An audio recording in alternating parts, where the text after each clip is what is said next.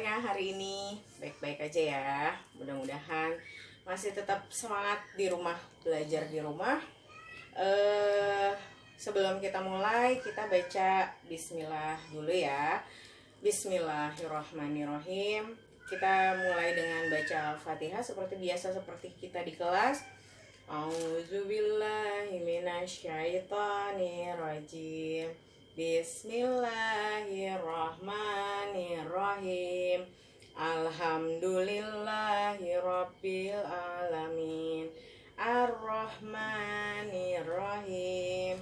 Maliki yaumiddin. Iyyaka na'budu wa iyyaka nasta'in. Ihdinas siratal mustaqim.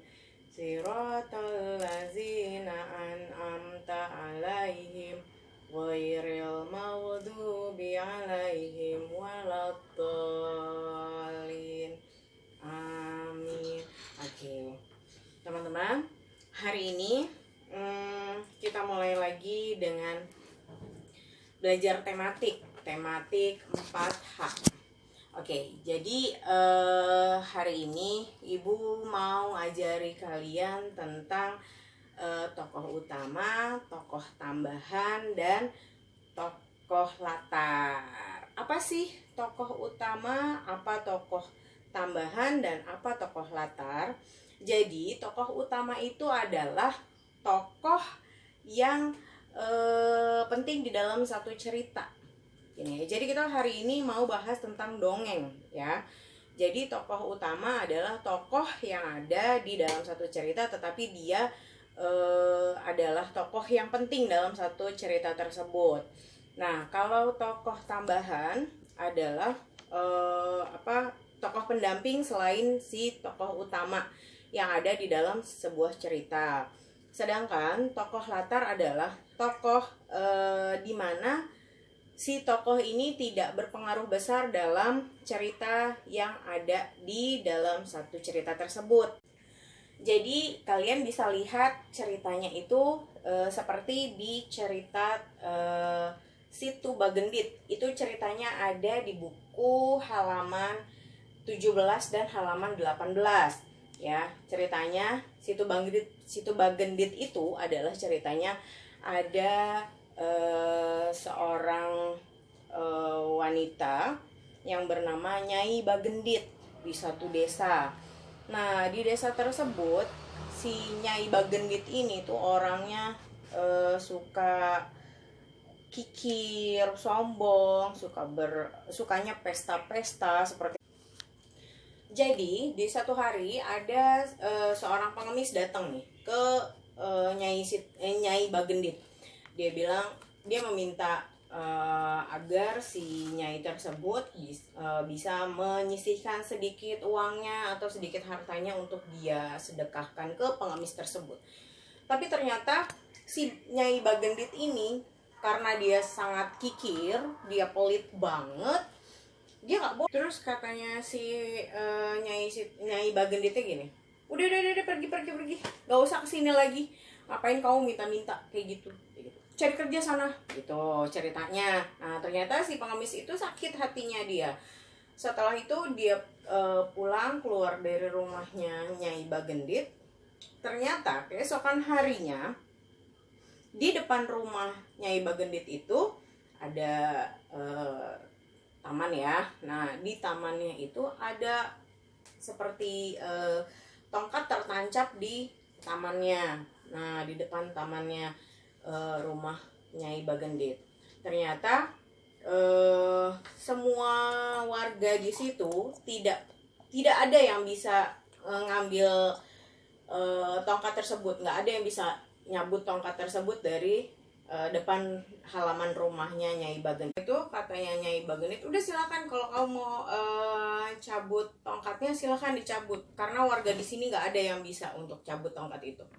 Ternyata sampai di depan halaman rumah Nyai Bagendit, pengemis itu bisa mencabut tongkatnya. Pas dicabut ternyata keluar air banyak sekali sampai merendam seluruh desa tersebut dan penduduk-penduduk di sana pun akhirnya terendam. Nah, jadilah Situ Bagendit seperti itu. Di dalam cerita Situ Bagendit itu, coba kamu lihat di halaman 18. Sekarang kalian lihat setelah cerita tersebut, kalian lihat dan kalian telaah siapakah tokoh-tokoh yang ada di dalam cerita tersebut. Lalu kalian tuliskan sifat-sifat tokoh Nyai Bagendit yang ada di dalam cerita tersebut, dan kira-kira dalam cerita Situ Bagendit itu ada pesan moral apakah di dalamnya, seperti itu. Oke, jadi teman-teman, hari ini tugas kalian adalah kalian mencari dua dongeng ya. Jadi kalian mencari 2 dongeng. Setelah itu, yang tadi pertama Ibu sudah jelaskan, kalian cari siapa tokoh utamanya, siapa tokoh tambahannya, lalu siapa tokoh latarnya. Nah, kalian cari 3 ini, lalu kan dongeng itu pasti kalian baca. Setelah kalian baca dongeng itu, kalian lihat siapakah tokoh-tokoh yang ada di dalam dongeng tersebut, siapa aja ya. Terus sifat tokoh utamanya itu seperti apa, lalu pesan moral apa yang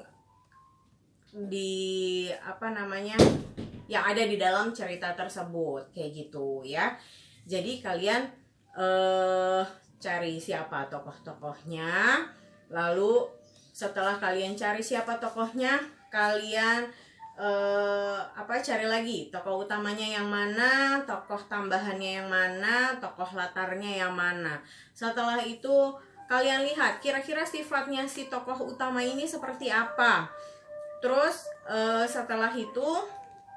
setelah kalian lihat sifatnya tokoh utama seperti apa, lalu kalian lihat kira-kira pesan moral apa yang disampaikan oleh cerita dongeng tersebut ya.